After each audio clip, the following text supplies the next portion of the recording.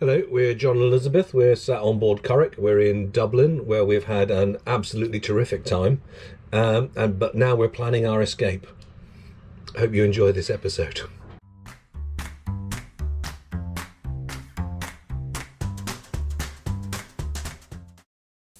Well, we parked right in the city rather than go to Dunleary, and we did all the sights, including big surprise, managing to catch a look at the Asgard in the museum.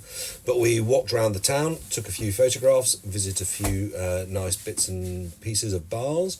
Lovely walk down a really lovely canal going straight through the centre of the town.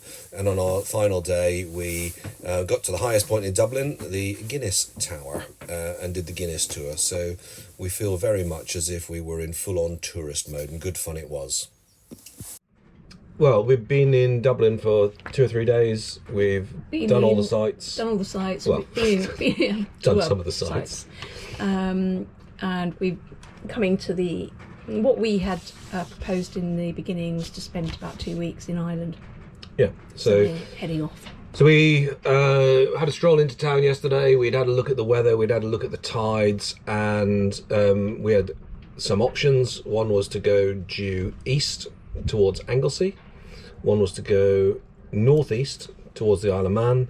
And the other option was to go north and do a little bit more of Ireland, or perhaps go to Northern Ireland. Now, the wind is in the southeast, and it's going to come in heavily from the east in the next few days. So we really want to be somewhere where we're not going to be battered by the wind probably on Thursday. Yeah. So we had a good conversation about it, and it looks like we're going to go from Dublin Bay to Peel on the Isle of Man. Now, this is another reasonably long journey. How far? I think I calculated it as being 75 miles. 75 miles, which is easily how long? 15 hours. 15 hours, which means that we can either go late in the afternoon to arrive early in the morning, or we can go early in the morning to arrive early in the evening. And I think we've taken option A. We're taking option A, so we're going to go 4 o'clock-ish from Dublin with a view to arriving, and sorry, what I should have said was getting into Peel. Peel has a lock, a swing gate and a lock, and you can get in plus or minus 2 hours after high water. So aiming sort of around about 9 o'clock tomorrow morning. 10 o'clock is the exact time of high water. You can get in 2 hours before, so sometime around about 8 would be good. We've had a look at that. So we've looked at the weather. Weather very much southeast and building, and certainly coming up to a force 7 by the 48 hours from now, so there is a time to go. High water, as we described, is 10:45, 10:30, 11:15 tomorrow. Worked that all out, so getting there early in the morning sounds good. And if we get there too early, there's always the visiting there's some moorings you can pick up. Sun's getting up earlier, so it's going to set tonight at about 8:45. Interestingly enough, the moon will have come up quite a bit earlier than that, and actually tomorrow it looks like we might see the moon both the moon time. rising and the sun, sorry, the other way around, the sun rising and the moon setting, which would be nice. But we've calculated, broadly speaking, our course to steer. So we know the exact ley line, or the rum line is 042. We've got quite a lot of shove from the tide in the early days. And then in the vicinity of this area of the Irish Sea, the tide is slack for an awful lot of the time as it sweeps up and into Liverpool Bay and down from the north. So big push as we go north out of Dublin Bay, then it goes a bit slack. We have to be a bit careful. There might be a bit of tide round the very bottom tip of the Isle of Man, but so long as we are not ridiculously to windward of the line, that should be fine, shouldn't it? So this comes to play about how important passage planning is, which I haven't really come across before. apart from my course. Yeah, it's a little bit more tricky here, where it's different from crossing the channel, which is 12 hours, 6 hours of tide one way, 6 hours of tide the other way. So long as the wind's in the right direction, you're fine. This has taken a little bit more looking at. And the only other thing that we needed to think about was where we were going to go if things went wrong. Now, Ardglass might be an option. Back to Dublin, another option. Those are our ports of refuge. Yeah. Well, it should be good. Looking forward to it. Yeah. Let's show you how we get on. Wow, look at this. Yeah, so there's a chart of Dublin Bay and replete with flashing lights. But it was a very useful opportunity for Elizabeth and I to have a very quick conversation about traffic separation schemes and inshore traffic zones and the responsibilities that small boats or vessels less than 20 metres have, or sailing vessels have, when crossing and also entering into the busy commercial port. Yeah. And this is us leaving Dublin. We had parked right very close to the centre of town, easily walkable, and the marina themselves were hugely friendly and hugely helpful. We had a little repair to do and somebody lent us a bit of kit to do that, and that was great. But as we got out of the river, the wind was very much as predicted in the southeast. We got going, I think, with one reef in the main, or certainly we had a reef in and out a few times over the passage, but it worked really well, and it was very nice just being on the one tack. Got going a couple of hours before sunset, which allowed us to clear any of the navigational marks and headlands and so forth in daylight, which was nice. Worked really well.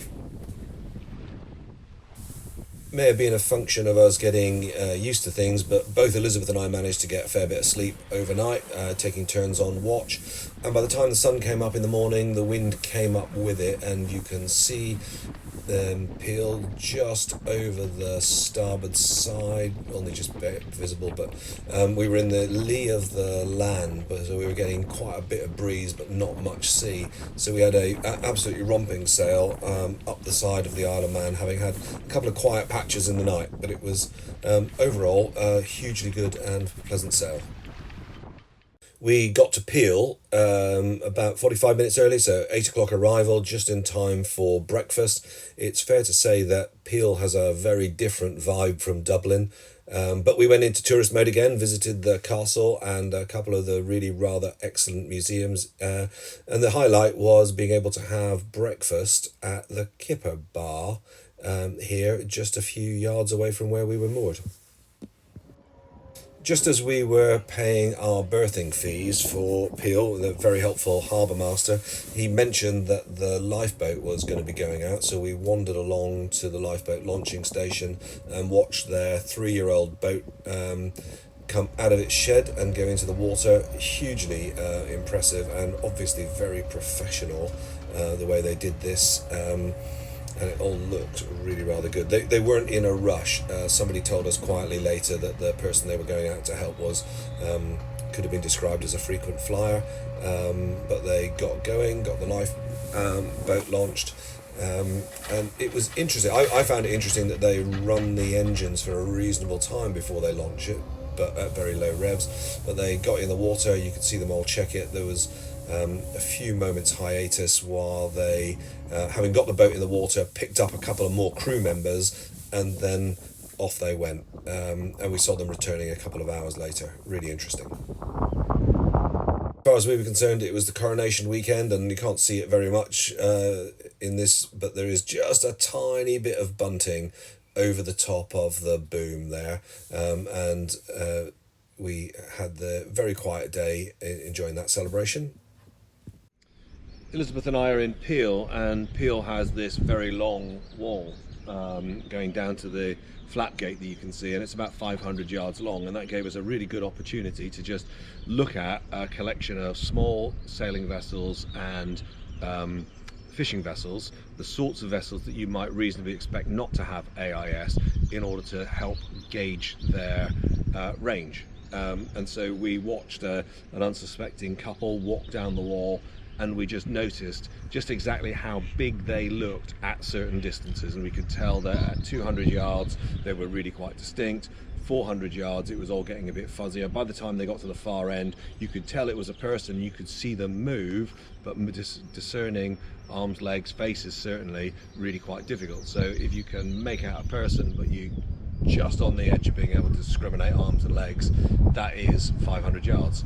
Very helpful. We also had a bit of an opportunity to use this, the monocular, which has been really helpful. And one of the things it has inside it is a little graticule showing mills, and we were able to then practice a tiny bit of ranging using the vertical angle represented in mills, but doing a calculation with the height of the vessel and determining the range. I'll talk about that in a little minute when I got a bit of an example shooting through the scope itself. Looking through the monocular, in addition to the true bearing down at the bottom, there is a graticule that gives the measurement in mils of height and azimuth, just visible here.